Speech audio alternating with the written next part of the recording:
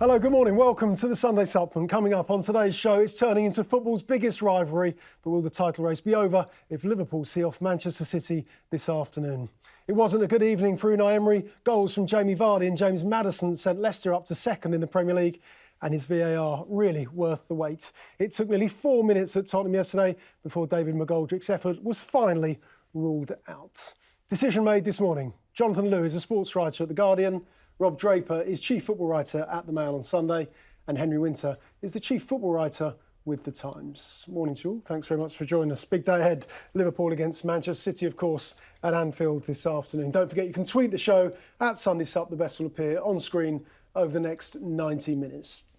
Let's have a look at the papers then, dominated by the big game at Anfield this afternoon. The message from the Etihad, it's loud and clear, write us off at your peril. That's Pep Guardiola's message to Liverpool ahead of that game this afternoon. Raheem Sterling, he says, we're out to get you. The former Liverpool player in action for City this afternoon. But Liverpool, they're not having any of it. The Sunday Mirror this morning, no fear. Virgil van Dijk tells the champions, we're ready, we're waiting. They show no fear.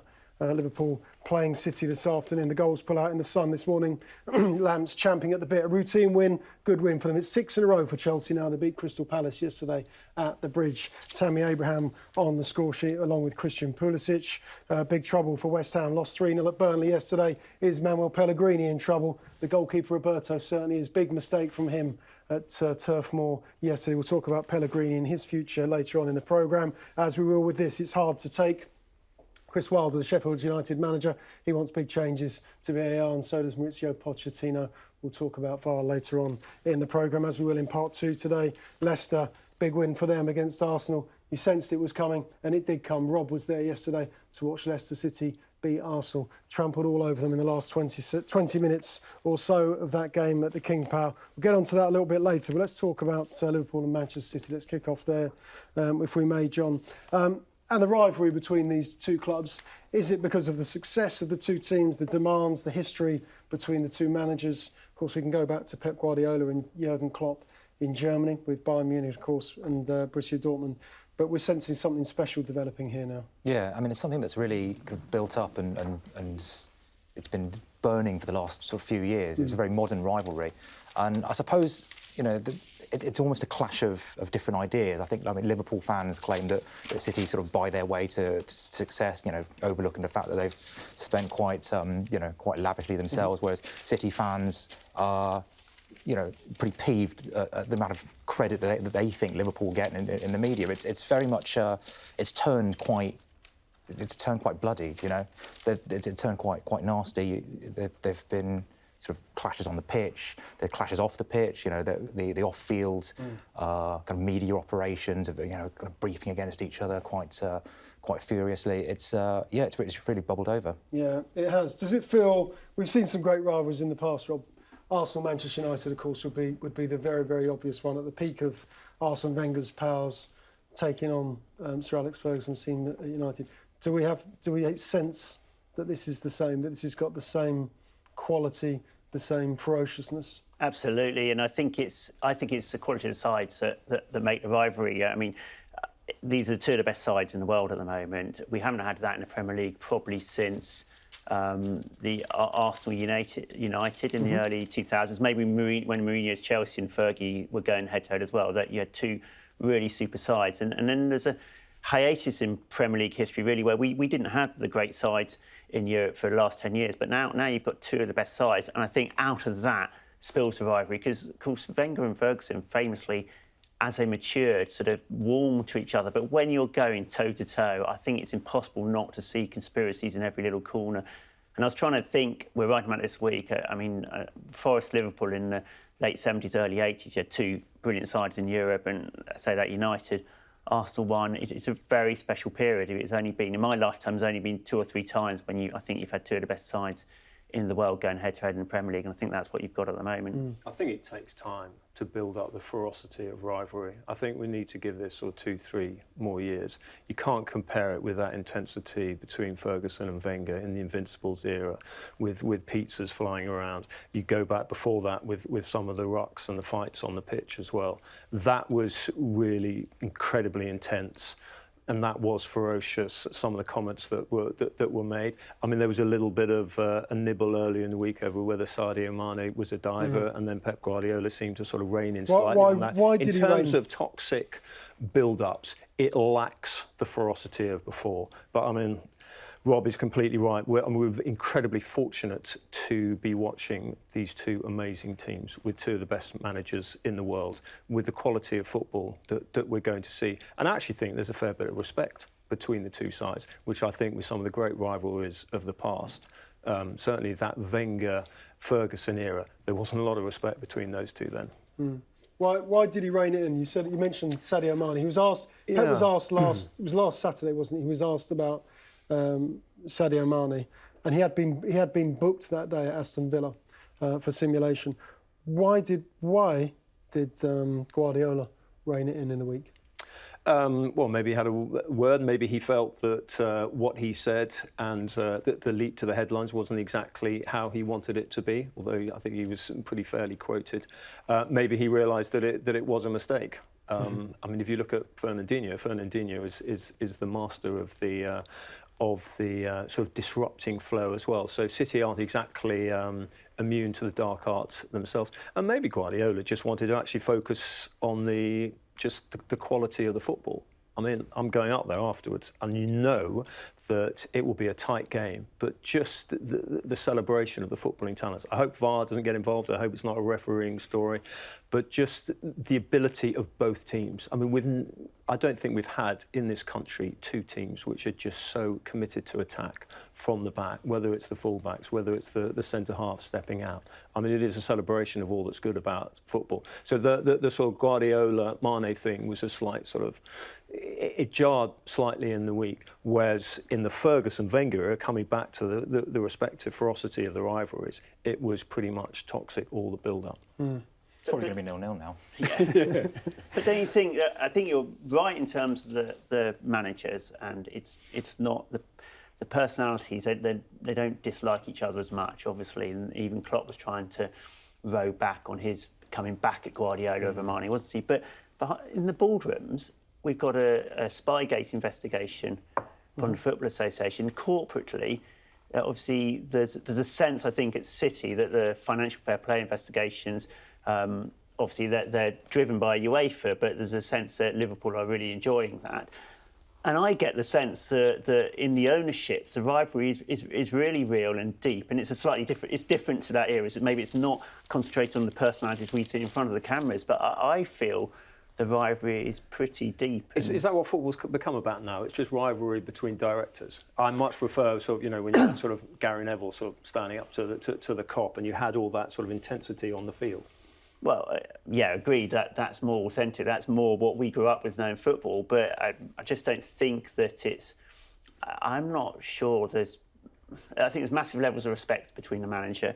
I imagine the players would respect each other. I'm just not sure that at boardroom level there'll be lots of love and hugging and kissing in the boardroom today. Well, you make that point because Simon Mullock, in his piece that tracks and traces the history of the rivalry, and he just reminds us that John W. Henry, back in 2010, talking about UEFA and financial fair play rules, that he tweeted when City landed a £400 million sponsorship jackpot from Etihad Airways. Henry tweeted, not this Henry, John W. Henry, but how much was the losing bid?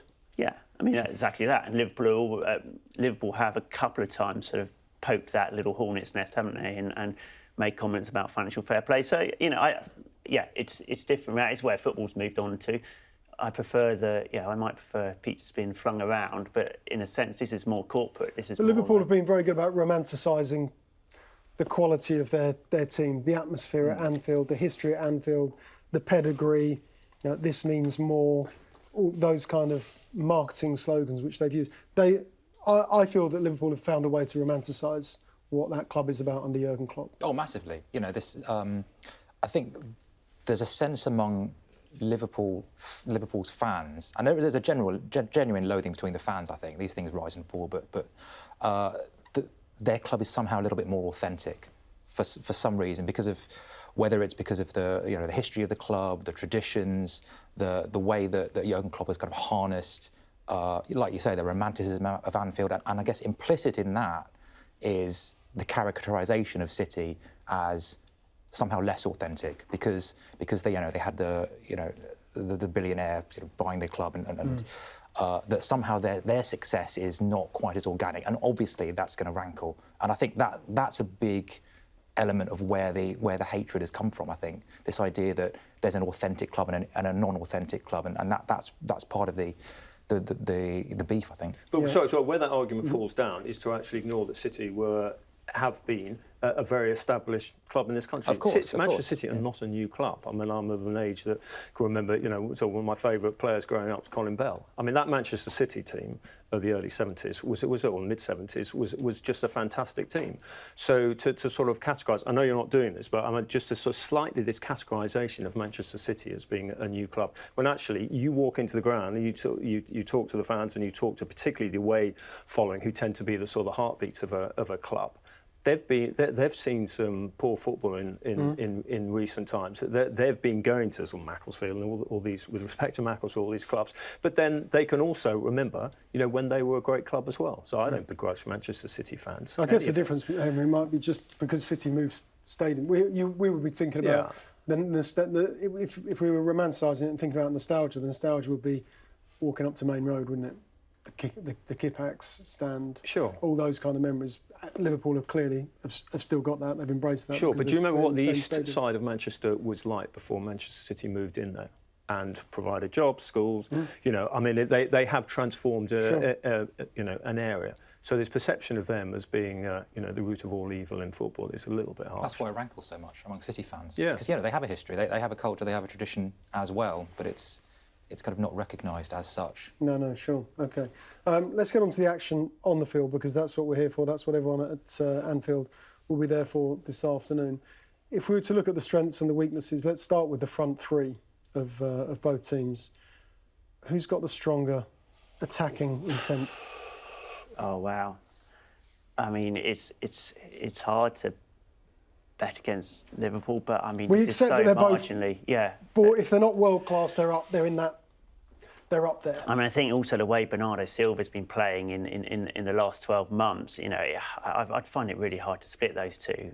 In world football, there aren't many teams that compete with that. I guess it's about who competes on a day and who most effectively can use. It's interesting that Liverpool counter-attack even more against City than they do against other sides. Well, that's when they've been at their most effective. And so to me, it's not so much who's got the better side because they are so well matched. It's like who has the better strategy to get the best out of those players. And Klopp, sort of a year ago, would seem to be doing that, and then Pep seems to have reacted. And Guardiola's. We're talking in the week. Guardiola only 3 times has Guardiola had less possession than the other side in his career, and all 3 times against Klopp teams. And he's won all 3 of those games, one of them on penalties, albeit. But that's where I think the balance is. The front 3, my goodness, I can't split them. I'll leave that to. I mean, you've got Raheem Sterling is flying at the moment. I mean, we've seen this with country as well as club. But then you look at Mane. Mane's been fantastic. The way that Firmino plays, I mean, he still scores goals and he's creating. He's dropping back into midfield. He's linking. And then Mo Salah. I think we probably haven't actually seen the best of him this season, given the quality that he's got and we've seen in previous seasons. You get the impression from the Liverpool players that 1 point last season is really driving them on, and they really want to do it this season. There's that confidence and the belief as European champions.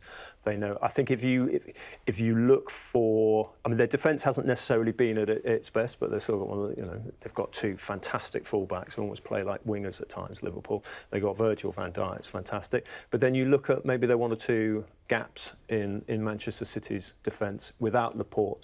I mean, fair play to Guardiola. People talk about the riches he's got, but he is juggling with a few sort of injuries and loss of form as well. I think Robbie Fowler in one of the papers, I think is it Mirror, I got it wrong.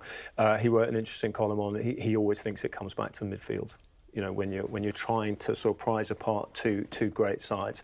And you would think that Manchester City, but I mean, obviously Fernandinho's having to play deeper at the moment, but I think Manchester City, when all their midfielders are fit and flying and De Bruyne's there and bossing things, you would think Manchester City would have the edge. But then you look at the willpower of an individual like Jordan Henderson, who's the heartbeat of that Liverpool team, and the way that he is playing, the way he's absolutely determined to win this title. For the first time since 1990 for Liverpool. So emotionally, you think that there is this mindset in that Liverpool heartbeat, but technically you have to look at Manchester City's. Otherwise, I agree with you. I mean, the strike force, you can't really split. The obvious gap, of course, is going to be in goal as well if Bravo plays compared to Alisson. Pep has ruled out Ederson, hasn't he? So he's not expected to play. We think Claudio Bravo will play for Manchester City. I'm a big believer in these games, Jonathan. I'd like to see the two best 11s on the field and say, OK, winner takes all here. And then that way there is no excuse. In the same way that I also think about the scheduling and the fixtures is on Wednesday night, Manchester City were in Milan to play Atalanta in the Champions League. Tuesday, Liverpool were at home to Genk in the Champions League. I just feel they've had the extra time, extra preparation. Yeah, I mean, these things can work both ways. I think Liverpool they've had an extra day's rest. They were able to rest Firmino, they were able to rest Andy Robertson, whereas City played quite an exhausting game with 10 men for part of it. But I think that can somehow work. It can also work the other way around. I think a lot of the time Guardiola's City play best when they actually don't have a huge amount of time, when the games come thick and fast, when they can play without thinking, when the muscle memory takes over. You saw that in the second half of last season when they were competing in 4 competitions and it was like a relentless machine. It's almost like when they have too much time to think about a game, they can sort of build it up in their heads a little bit, and sometimes the occasion can get to them. You see that in European knockout games particularly. So I think it could actually work to their advantage. If City just turn up, they've had very little time to prepare for the game, they just sort of turn up and play, that might actually be the best strategy for them. And Claudio Bravo, can he be trusted in a game with this significance in the title race? I was up in Manchester on Friday and Pep was obviously vehemently defending him, which is exactly what you'd want your manager to do, but it almost felt like he was protesting too much, in that, well, if you really trust him, you wouldn't have to make this big case to us in the media. I mean, I totally get what he's saying. Claudio Bravo is a fantastic goalkeeper of Barcelona and he's won trophies with Chile. So, who are you in England to sort of in our little England world to say, well, who is... But we know that first season, look, Guardiola made a decision after the first season that he wasn't good enough. However he tries to dress that up, he knew that was part of the problem. I know the rest of the team, they made some other additions and the rest of the team... On Friday, he was trying to say, well, Bravo, it wasn't just him because we weren't at the level of the team, and they made all the signings, the fullbacks and everything that summer, didn't they? Walker, Mendy, etc., and it improved in all sorts of areas. But fundamentally, that was a big weakness, and Bravo never settled in English football. And yeah, I mean, it's not just the shot stopping and the fact that he will be nervous passing out. It's Ederson's clip ball over the top, which I think is a really key part of how City play. And I think that, although Pep talks about, obviously, they always try and play out the map, the fact that they have that ball, every 4, Ederson will just clip it over the top, gives the defence a break, and it's a clip pass, and it's a brilliant strategy. I don't think Bravo can do that in the way that Ederson can, and I think that's a big miss. It takes a particular quality to be a Pep goalkeeper, as Rob said, the distribution, but also the concentration. I mean, when Manchester City played your team, Crystal Palace, I think for 70 minutes... It's like I'm a mascot. You'd love to be a mascot there. I've been the mascot. I've got the pictures. But you look at Ederson's performance there. For 70 minutes, City had the ball and it was all being played sort of well away from him. And then suddenly he has to make that fantastic save. It was a Benteke header. And then that Zaha shot. Yep. 2 key moments. And he was absolutely ready for it then. So you've got to have that belief, you've got to have that confidence to be a Pep goalkeeper, as well as quite rightly the sort of distribution element, and that is why Ederson is way ahead of Bravo. Yeah. If Liverpool win this afternoon, does it become theirs to lose, John? Oh yeah, I mean, just the mathematics would dictate that. I think they've lost something like 1 of their last 50 games, and if they go 9 points clear, they would essentially have to lose 2 or 3 times. I don't think it's pivotal. I don't think this is, it's kind of weird to be talking about title deciders 11 games into the season, but where Liverpool kind of lost the title last season was not in, it wasn't in the City game in January. It was when they drew against United and when they drew against Everton.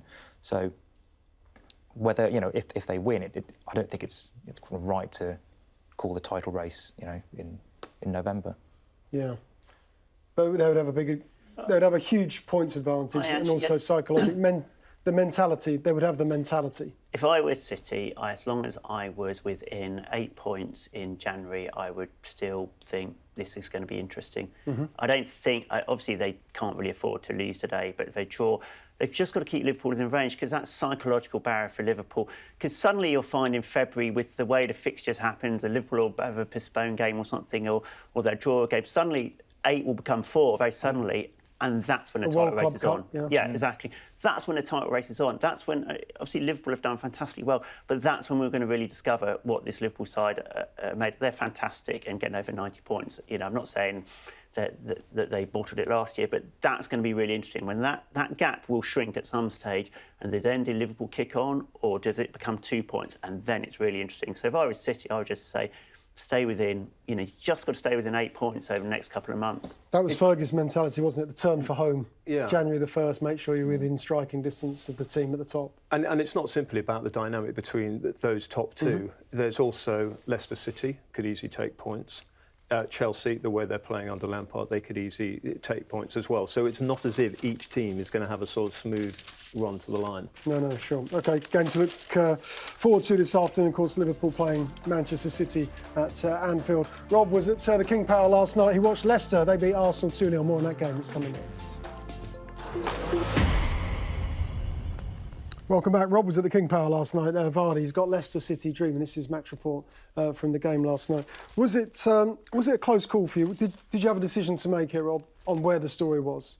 Because it's a big win for Leicester City. Brendan Rodgers and this team. Jamie Vardy's 10th Premier League goal, but we've got Unai Emery as well. Yeah, agreed. In terms of whether it should have been on Emery because I know there was obviously a decision to make here. I like to go with the winners. In terms of, I think it's slightly disrespectful to Leicester to make that all about Emery possibly being on the brink, because I think Leicester is one of the stories of the season. I think they're going to be, if not directly in the title race, they're going to be in the top 3. And so, no, I feel that if a side... So if you get a big upset, saying when I was at Norwich when they beat Man City, I like to go... Norwich were amazing today, rather than City. Obviously, you then have to deal with the City. City have got a bit of a crisis, etc. So that's always my inclination. And hopefully we dealt with Emery in a separate story, because he was very much sort of fighting his corner last night, saying, "Well, I can sort this out in time." But you look at it, and there's absolutely no evidence it's going to get sorted out in time. It's kind of flatlined for a while. They haven't really improved since Arsene Wenger left, and they don't really look like they're going to improve. If I say this, they'll sack him tomorrow, but you get the sense that they're not going to sack him this week, that they'll just let it run on whilst he's in the top 6.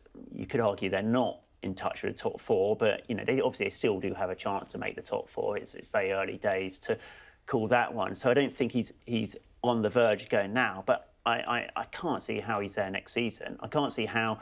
We're 18 months in. I don't think anyone really sees the vision for Unai Emery at Arsenal, where we're going, what's improved, what's happening. I think at the beginning they were slightly better coached defensively, looked slightly more organised, but you don't get that sense anymore. Playing a back 5 against Leicester, soaking up possession, playing on the counter. It's a strategy, but it's not a strategy you'd associate with the Arsenal that we remember growing up, or really from 5-6 years ago, before the Wenger decline set in. So I think they have to start looking at a new manager for next season. Whether they make that change mid-season, that's an interesting call. It was interesting watching I was only watching on television. I was watching Vardy, who is a very quick reader of opponents' flaws, even without him sort of doing all the sort of the research and the analysis.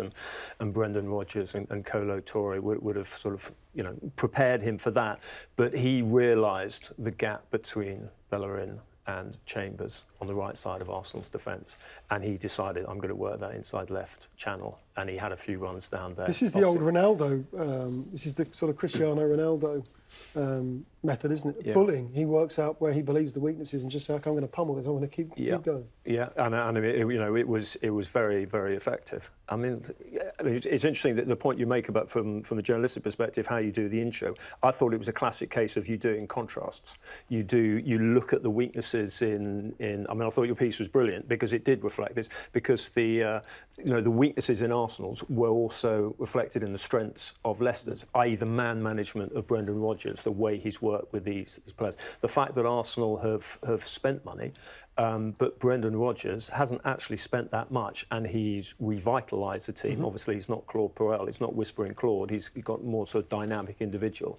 And the players are all responding. I mean, look at James Maddison, you look at, I mean, across the back, Soyuncu is sort of stepped in there. Soyuncu was saying that, he didn't feel lost when he wasn't in the team because Brendan Rodgers, his man management, said, keep training hard, wait, be patient, you will have your chance. And look how he stepped up. Look at, I mean, the recruitment. I mean, coming back to the contrast, the recruitment, the quality of recruitment of Leicester City, bringing Johnny Evans in, Perez, who they got reasonably, Tielemans was available for what, 40 million euros? Signed in the summer. Signed in the summer. And you knew he was Premier League ready because he'd shown what he could do in at Leicester last season.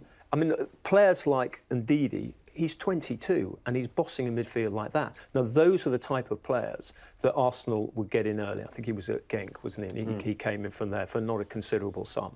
So the contrast between manager, between recruitment, between belief on the pitch, between direction, between leadership off the pitch. I mean, Leicester have got good people working behind the scenes there. And Arsenal just, again, partly because absentee landlord, coming back to our old friend Silent Stan Kroenke, there is a lack of direction there, which is a complete contrast to Leicester, who know exactly where they're going. They're upwardly mobile, and Arsenal are sliding. Yeah, progressive side, Leicester City. Are they in a title race? I don't think they are quite yet. I think they're pretty. I'd give them a better than 50% chance of making the top four. I think the way that Spurs, Arsenal, Manchester United are going, there's a real gap in that. There's a real vacuum in that top four, and Leicester are, I think, quite clearly the third best side in the Premier League on current form. I love the way I love the kind of the collective, the way they work for each other. I mean, it's interesting talking about hearing Rodgers talking about how he's got Jamie Vardy to play in more central areas. He's basically told to stop pressing so much, and the way you can do that is if it's all 11 players are kind of following the same defensive pattern. The Leicester's press, which was so great when they won the title in 2016, kind of collapsed under Craig Shakespeare. It collapsed under Claude Puel, and that the ferocious Leicester press is back.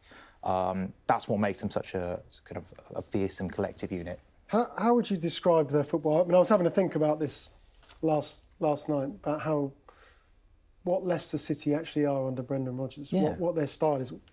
Can you sum it up? Yeah, I mean, we all kind of What knew are they doing? They had more possession than Arsenal. They outpassed Arsenal, which even in their title-winning season you wouldn't have foreseen them doing. And they're getting the ball forward quickly.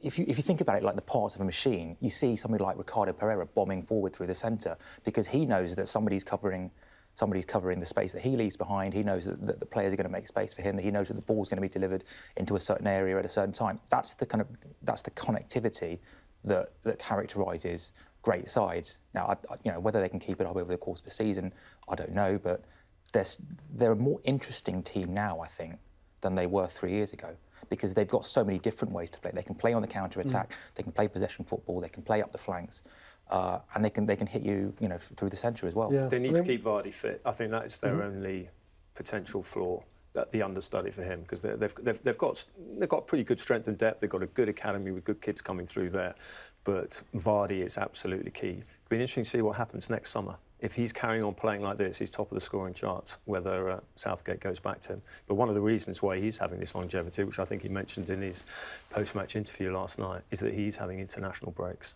free. and he can just recharge his batteries. Do you think that actually that's critical and crucial? I mean, we saw it. I mean, Paul Scholes was saying, after he retired after Euro 2004, I think partly because he was fed up with playing on the left or not playing at all.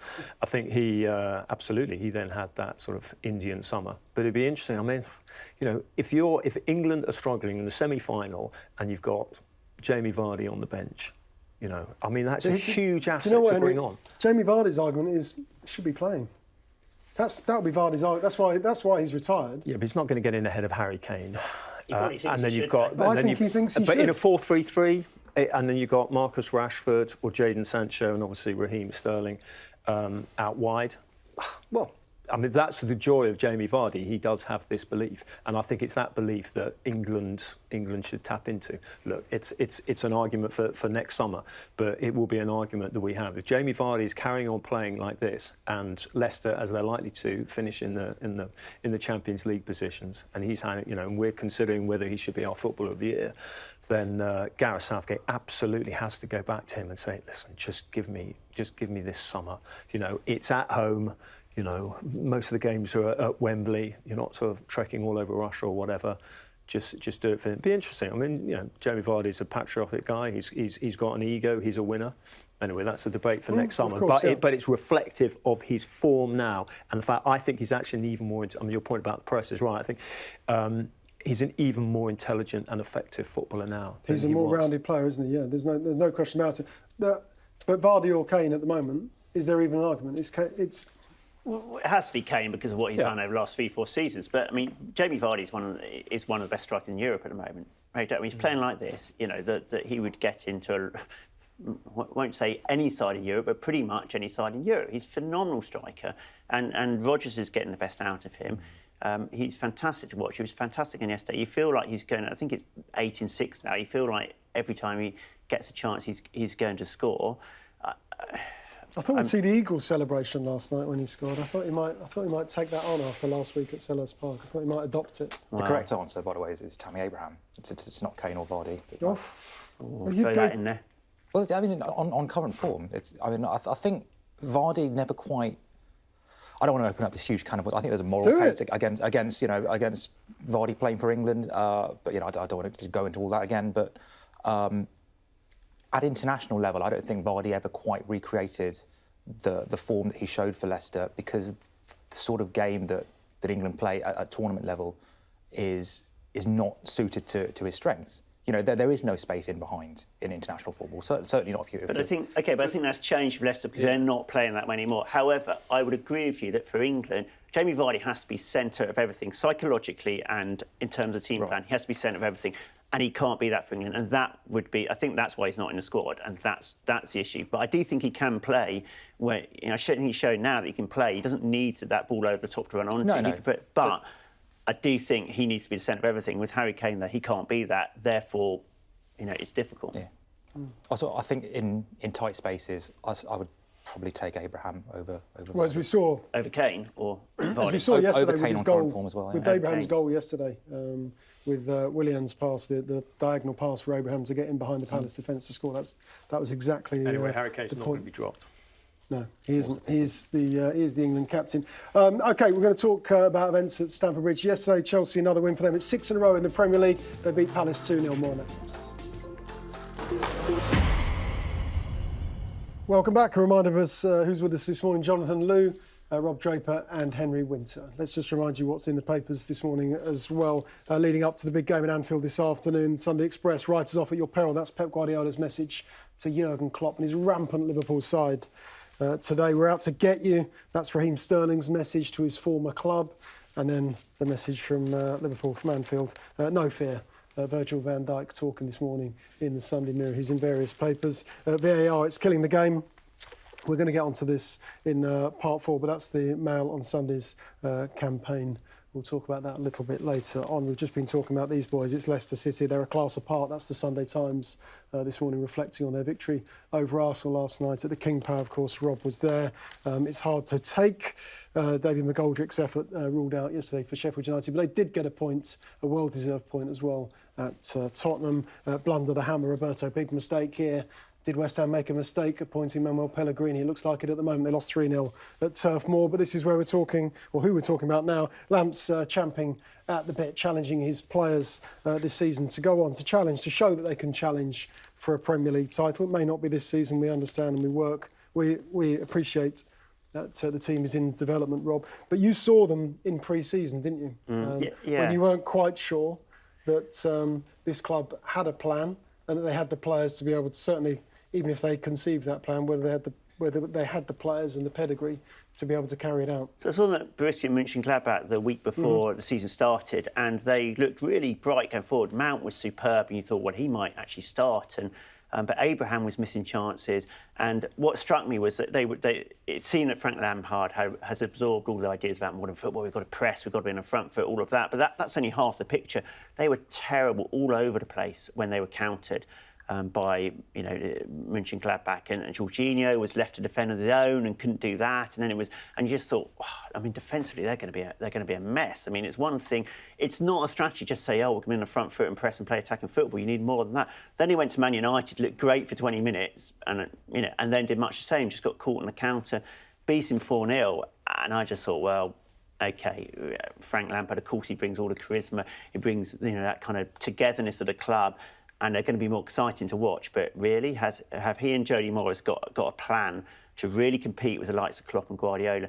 They went to Liverpool in the Super Cup that week, and I thought that was just it really made my eyes open. I thought it was a superb tactical performance where they matched Liverpool, one of the best sides in Europe, went toe-to-toe, unlucky to lose on penalties.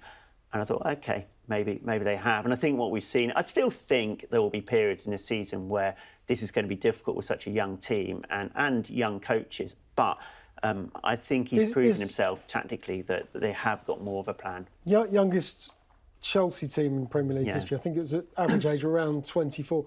Is that young? Do we actually consider that to be young and inexperienced? I would do. What I mean by comparison to other teams, I think for a top 4 team, you generally you'd have sort of a 32-year-old and a 30-year-old. You have a few players that lift the team average, don't you? I mean, undoubtedly in key positions, to have young players playing at number 10, at centre forward, Williams' experience on the wing, but then it's either Pulisic or Hudson-Odoi. In very key areas, they've got very young players at centre half. They've got young players. That's the difference. Normally, your young players might be your wingers, maybe your full-backs, but your centre halves, your central midfielders, obviously Kante and Jorginho are stalwarts that hold them together. But I think it's young. I think 23 is very young. Yeah. I mean, particularly when you think that if you're winning the major trophies, and certainly internationally, people look at teams in the 26, 27, 28 age bracket. But the key for Lampard is, looking at it from the outside, is his brilliant man management. You get an individual like Jorginho, who was almost the sort of, the poster boy for all the ills of Sarri ball, and the fans weren't having him. And now he and Kovacic have been fantastic in midfield. And Lampard has clearly sort of worked with them, shown his belief in them. Pulisic, you mentioned Pulisic. He came for a big fee, £50 million. He's still young. Again, poster boy coming back to of American football, of soccer as they call it over there. And was he going to settle in? There were not rumblings, but he worked hard in training. He impressed Lampard. And Lampard put him back in, has been completely rewarded. And Pulisic has scored some good goals in recent weeks, but I really enjoyed the header because it just showed a certain sort of physical courage. It's probably too strong a word to use in a sporting sense, but to actually, first intelligence to continue his run, and then when the ball was deflected to him, come and sort of direct that sort of header in and risk a clattering.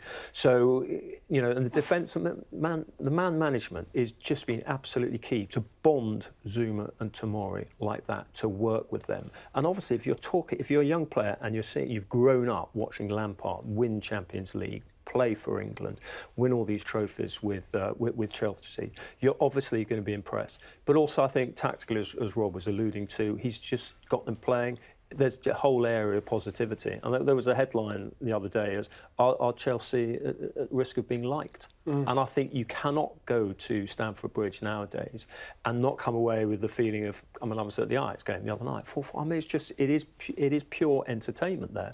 But there's an intelligence behind it as well. And Jody Morris is a really important figure there, because obviously he knows all the youngsters. And I think it's good. And I think that the most interesting challenge that Lampard might have this season is if the two-window transfer ban gets overturned and he is allowed to go and buy in January. And look, he may well strengthen in certain areas, and he has indicated he may. But actually, there's such momentum with these young kids being given a chance that it's... we're going to St George's Park, was it on Tuesday?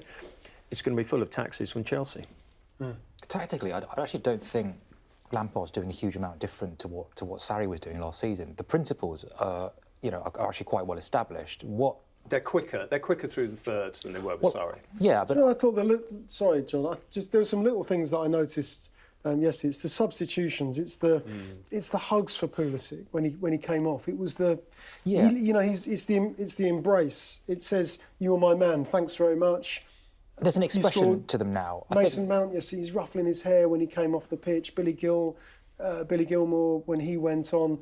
There's a clear attachment and there's affinity. Far more warmth now than there was on Sarri. But that's you can more see the management than tactics, isn't it? That's what Lampard brings. But I would argue that is a tactic. Yeah, well, You're my man. That was always Ferguson's argument, wasn't it? This is a thing. It's not nothing. It's part of the whole tactical plan. Yeah. Sorry, John. Yeah, no, there's a culture there seems to be a culture of self-expression there now. There was a bit during like the Palace game where Reece James was basically trying to dribble the ball out of defence from his own goal line past Wilfred Zaha, and he loses the ball. And obviously that's the sort of decision making that's probably going to get them taken to the cleaners a few times this season. But it's fun, and it's what I think it's what fans want to see. It's the sort of expression that kind of creates a whole positive mood about the place. And if they can kind of sneak into the top four, if Lampard can sneak them into the top four, and they've developed all these young players, that's a really great platform. He also played really well against Zaha. Yeah, he did. He was really good. Okay, so he risked it there, and I think Lampard quite likes that. I think, listen, young players, you're going to make a mistake, but actually, carry on expressing yourself. The Ajax game was a warning, wasn't it? Because tactically, for all the good things I said about his tactics, sometimes you see, whoa, this can go horribly wrong at times, and young players, that's going to happen. But overall, it's just they look like the young Ajax side of last season. They're really excited to watch the stadiums all with them. If they went far in Europe, they'd have that vibe about this sort of. I know they're not underdogs like Ajax; their budget's much bigger, but because they're on a transfer ban, because they've had to bring the youngsters, it has that kind of energy about it. What did it say about that decision to drop Azpilicueta yesterday? I felt it was coming in the Ajax game that when he put Reece James on at half time, and he moved Azpilicueta to the left. He took Alonso off, didn't he? Yeah, he took Alonso off. But it did feel like the Azpilicueta decision was coming. It's been coming for a while, hasn't it? And Azpilicueta, probably one of the best fullbacks in the Premier League 2-3 years ago when under Conte and the captain. Just has gone through a few, it's more than a few months now, isn't it, where he just hasn't been hitting those levels.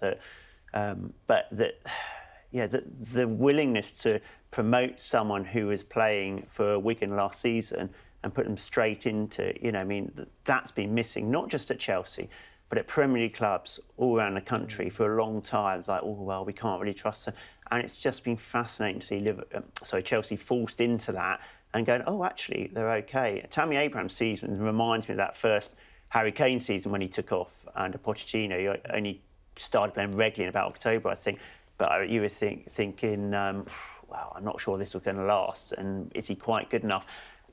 And then, he is given a chance. He is good enough, and that's what it feels like with Abraham. It's like, actually, given a chance. I was sceptical, as I said, pre-season, going, is he probably they'll end up falling back on Giroud? Well, it's just a safe bet. That Manchester United at Old Trafford when he played Tammy Abraham in that game, and I was at position at Old Trafford, and I thought Giroud should be on that pitch. And then he missed a pen, Abraham, in the Super Cup on Wednesday, didn't he? So that tells you a lot about the personality of the player, doesn't it? That he stood strong. And you find out a lot about young players very quickly, I think. It's not quite sink or swim, but often if you get about a 4 or 5 game window to prove yourself, and after a couple of games it looked like Tammy Abraham maybe he was failing, but he came back quick enough to retain that place, and you can build a career on those short spells as a young player. You know, you earn your place, you get it, you keep it, the confidence keeps you there. And from that, you've got the foundation for a great career. Yeah. Well, how long can Lampard get away with bringing in all these young players, Henry? It's working for him at the moment, but is there a point when he has to say, OK, we've blooded enough here? What, when he's got 11 in the team? Yeah. I mean, I hope he just carries on. I think it's fantastic. You go down to Cobham and you just see the amazing work they're doing over at the academy, but are enough of them, or have enough of them in the past, being used? Clearly not. And I think this is, you know, you go to Stamford Bridge now, you listen to the fans, and they're absolutely loving it. The point about Tammy Abraham is that there's a support structure around him as well, because they are a band of brothers. You know, if he's having a poor game, he knows that he has got teammates that he's known for sort of 5-6 years who will look after him on and off the pitch. So that gives him an extra strength. Yeah. What, in terms of their aspirations with the team they've got and the way they're playing, 6 in a row in the Premier League, it has to be said, it's very impressive. But what are their aspirations this season? Have they been adjusted? Yeah, I think there's a... I think after the Old Trafford game, people say, oh, well, if we finish 10th this season, well, yeah, we'll be happy. There's an acceptance, I think, that this is kind of a transitional year, that there are all these caveats in place, and Lampard, for the first time, you know, for the first time, there's a Chelsea manager is not really expected to launch a title challenge. It's fine to have a year where, you know, you finish third, you finish fourth, and you know you kind of build a platform to build on. So build a platform to yeah, that's tautology. We know what you meant. Yeah, you know what I meant. So if they can, I think how this season feels is actually going to be more important than how, you know, obviously they need results, but if they can keep the sort of the optimism and the exuberance of the early part of the season and end the season strongly, and then have a good summer. That's I think more important than you know, whether they conceded 50 goals or 55 goals or 35 goals or whatever, or whether, you know, they made the League Cup final or whatever. Yeah. Rob, for you? Well, how you feel about your club is not the main thing. It's not the only thing, but it's a really important thing. And we alluded to Liverpool, they play out the history. How fans feel, and you knew Lampard was going to bring that, but you thought, is that temporary? Because, you know, if you're 10th after 12 games, then, you know, how long is Roman going to put up with that? But I think that's what they can get. If they can come fourth and they get through to the latter stages of the Champions League, was it after a transfer ban? That's been excellent season. They'll see it as a successful season. Yeah, good win for Frank Lampard and his Chelsea side yesterday. 6 in a row in the Premier League. They beat Palace yesterday. OK, next up, we're going to be talking about VAR. More controversy this time at Tottenham's coming next. OK, let's talk VAR now, Henry. The Mail on Sunday's campaign, Rob's paper, of course, Chris Wilder leading the protests yesterday, very, very upset. As I think many believe he was entitled to be, David McGoldrick's efforts ruled out after an interminable delay, Henry, nearly 4 minutes before this decision was finally made to chalk this goal off. Sheffield United eventually did go on to draw this game. It was 1-1, but the Mail on Sunday says it's killing the game. Is it? Is the technology killing the game?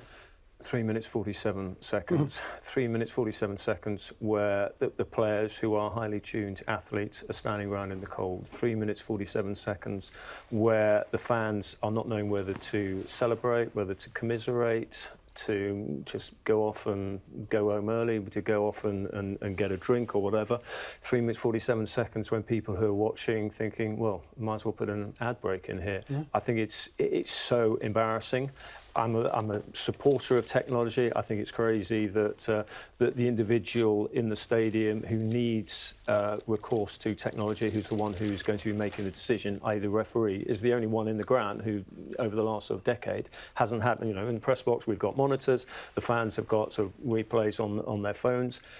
So some form of technology is needed, and the technology is there. If the referees, and Mike Riley is the problem with this, the main guy at the PGMO, if he allows the referees to go over and consult the screens as they do in the Champions League, as they do in Europe, and it's, you know, we've got 2 or 3 of our referees are doing that in midweek in the Champions League, but they're not allowed to do it at the weekend. I mean, it's farcical. It's the pantomime season come early.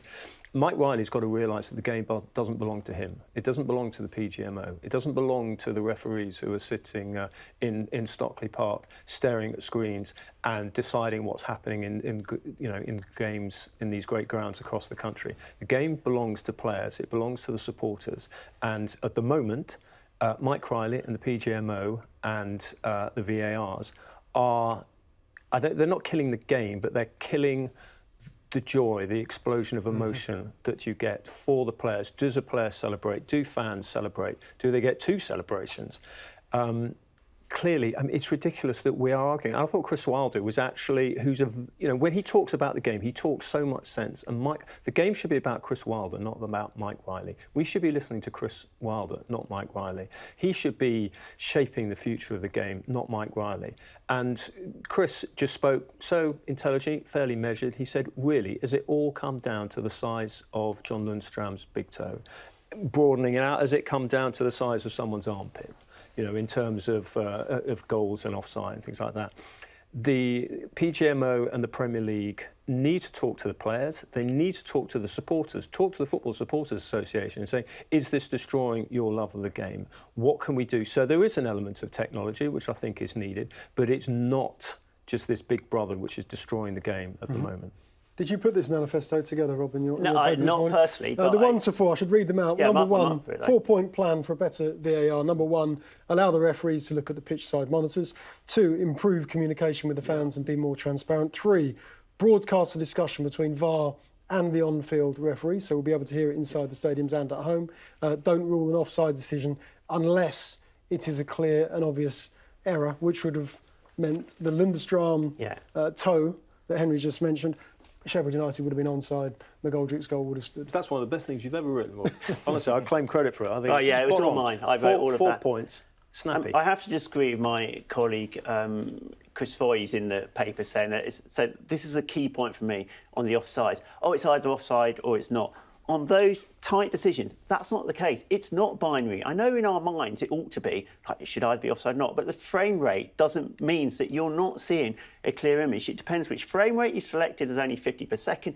Therefore, that image did not show him offside. If you'd taken the frame before, he could have been onside. The margin of error is considerable. It can be 38 centimetres, probably about 15 centimetres. So it's not showing that you're offside. So you're not seeing, it's pretending to be something it's not. Oh, well, now we know. Now, offside's always been an educated guess by the linesman, and we've kind of lived with that, even though it was, it was difficult to live with. This is also an educated guess with lines being drawn and camera, but you don't know for sure. So that's the thing that people say we can't bring margin of error. So we can't say for sure that Lundstrom, his toe was not... Absolutely, because you took the frame before, which is a 50 the second before, he could have been onside. Have you ever seen a slow motion, a really slow motion shot of a foot kicking a ball? The ball compresses slightly, right, and it then kind of rebounds. There's sort of there's an elastic to a football, and then it kind of rebounds off the foot, and so the foot is in contact with the ball for a period of time. It's not an instant. So where do you measure is the pass played when the ball first makes contact with the foot, or when the ball leaves the foot, or these are the kind of really stupid. Well, it's meant to be when it leaves the foot, and also, isn't it? on that point, the fans really want to care about the compression of the ball. No, none of us want to have this conversation. It's so boring. But this is what happens. Because football was not mature enough for technology. What happened is that there was a time in the game where you said, well, maybe that player's offside, maybe that player's not offside. We can't really be sure, but that wasn't good enough for some people. People wanted absolute certainty. People craved absolute, and they wouldn't tolerate the fact that you might have a grey area, or a benefit of the doubt, or that we couldn't be sure about something. And because we've erased this grey area, people are so intolerant of margins for error, things like that. But we're pretending to erase it, aren't we? We haven't actually erased it. Exactly. We're pretending. And then you draw these ridiculous lines. That's what really irks me. The lines going, oh, look, it proved it. You haven't proved anything. All you've done is drawn a line. That doesn't show anything. And cricket deals with, you watch a lot of cricket, umpires call. I don't understand why you can't have referees call. Yeah, it was marginal. could go one or the other. Referee's call. But the initial impetus of bringing in technology and VAR wasn't actually so much the offsides, because the Premier League standard of linesmanship, to use an old word, was actually pretty good. Was it sort of 94 to 95%? Correct on decisions, which actually you can deal with in a fast-flowing game. It was actually the initial impetus for bringing in VAR was more for mistaken identity, more for violent tackles and penalties and things like that. But it seems to have moved away, and it was supposed to promote attacking play, but actually, if anything, it's just inhibited the chances of people like McGoldrick getting his first Premier League goal. Yeah, they did recover in the end, though. Sheffield United had got a good result yesterday at Tottenham, 1-1 in the end. OK, next up we're going to talk all things England. The women's team were in action against Germany last night at Wembley Stadium, and England, of course, got a game against Montenegro and in Kosovo next weekend. OK, welcome back. We're going to talk all things England now. England's women's team were in action last night at Wembley Stadium. 77,000 there. Rebecca Myers reporting the Sunday Times this morning. England suffer on their big night, on a record night at Wembley Stadium, guys. They did lose that game, but of course so much will be talked about the attendance. 77,000 there, an excellent atmosphere. I have to say, a different type of atmosphere, but a huge attendance to Wembley to watch the women's team play Germany. They did lose 2-1, but how significant is the number of people on a Premier League match day who decided to go and watch that game at the National Stadium last night? So I think there's two strands to this. One is obviously it's hugely significant. A game that was banned by the FA until the early 1970s. Let's not forget that women's football was banned by the FA. That we've got to this point. So that's the big story. That's the big take-home point from this. That this is an extraordinary success story and fantastic. But actually, it's really good. We're also talking about 1 win in 7 and Phil Neville being under pressure, because again that represents we're not just saying, wow, it's amazing, there's a lot of people watching women's football. We're saying, oh, hold on a second, Phil, we need to see something better. And that shows a maturity in the debate about the game, that the England manager's under pressure because he hasn't performed after the World Cup. Personally, I'd say judge him on the Olympics, because now you have this curious thing, he's going to be Team GB manager for the Olympics, but that's clearly their next staging post for a lot of these England players. And that's the moment at which you'd say, OK, if they don't kick on at the Olympics, then that's the point to judge him. But I think it's really healthy that an England women's manager is seriously under pressure because they're not delivering after a World Cup. The important thing of yesterday was that there would have been kids amongst the 77,000 who thought, I want a bit of this, and will go and badger their parents to take them to the local club, who will then actually be the Nikita Parises and Steph Houghtons of the future. So I think that was for me the big plus yesterday. Yeah, and you caught some of it as well. I mean, OK, we were watching Leicester Arsenal last night, but you still managed to. You still caught up with it in between Leicester City goals. Yeah, I mean it was almost like watching the England's men team with the coach under pressure and missed penalties. They've as Rob said, the direct effort. Look, there are issues in that team in terms of some of the defending, in some of the the lack of possession, but they were up against a very good team. And long term, I mean, the direction of travel of the Lionesses is fantastic. There's some amazing role models in there, and the country is embracing them and turning up. 77,000 is a phenomenal turnout. Yeah, it just struck me because it was a Premier League match day, and it was match going. Filthy weather, and they turned up. For years, for decades, the rap on women's football, for the people who played it, the people who championed it, will run up against a brick wall. Of people get right. Well. People don't care about women's football. Go away and come back when you've sold out Wembley Stadium. You know, that's why it'll never be as big as men's football, because women's football just won't sell tickets. And now a lot of these same people will be saying, oh well, the tickets were, they're only £15 or whatever. People will still, put caveats and obstacles in them, because there are a lot of people out there who just kind of want women's football to fail. And this was a massive, massive rejoinder to those people. The steps that have been taken from, playing in front of a few hundred people 20 years ago, from buying their own kit, it's one of the great success stories of British sport. Ash, very quickly, It was only 20 years ago that I can remember an England press team turning up for a game at Wembley. 77,000 there? There weren't, 77 maybe, and the FA kicked off because we had female journalists in our ranks, and they said, well, she can't play in a mixed team, and we were going, what? and they eventually relented. But it's taken There'll a be a little bit of mixed time. team on November the 19th, Henry, won't it? Because Yeah, you're dusting off your boots for this game. You don't turn your country down, Ash, and unfortunately, I think you are. Can't I believe think that, I'm out Ash. of the country. That's going to be that will be the problem. I can't be in two places at once. But you're the only one with any lungs in the team, Ash. We need I don't you. know about that. You've got yourself. Can't believe Matt Ash, Dickinson. letting us down. I'm very much on the bench. Will there 77,000 yesterday? Will there be 77,000 or more for the men's team's game against Montenegro on Thursday night? Oh, that's a good question. You could have given a Sorry. bit of warning about that. I'd have rung the FA and found out how ticket sales are going. I mean, Well, they Would have you been expect- pushing ticket sales, Yeah. so obviously they haven't sold out. yeah. So I think, it probably won't. I mean, and as Jonathan's critics will point out, that all world ticket prices are different, etc., etc. So it's different compared directly, but it's all generally a sign of the progress. I mean, I thought the Women's World Cup was a real landmark moment where you had the whole country. So watching, you've got girls up and down the country completely engrossed and enthralled and wanting to be those lionesses. I thought that was a massive turning point, and they've been needing to build on that performance-wise, but this was important for building on it in terms of motion-wise, a landmark of, OK, here's something we can look to show that we've built on that World Cup legacy. Yeah. It's the 1,000th game as well, isn't it? Or it's the build-up to the 1,000th game this week, Henry. Sorry to put you guys on the spot, because I just thought about this, but do you have a particular game that stands out? Probably at most of them, won't I've spent the last week going through the previous 999. I'm ashamed to say I was only at a third of them. And just looking at them, and I mean, it is extraordinary. So 5-1 even Heskey scored. I think that would be, I think you go back. Are you talking about games that we've been to? I always think these things, it's a game that you were at. The first game, well, I've had to write a piece on the first game I went to, which was Hampden Park, Lineker's debut in '84, when Tony Woodcock scored. And I remember the programme, Gordon Strachan on the front cover of the programme, Mark McGee sort of starting the scoring. And it was,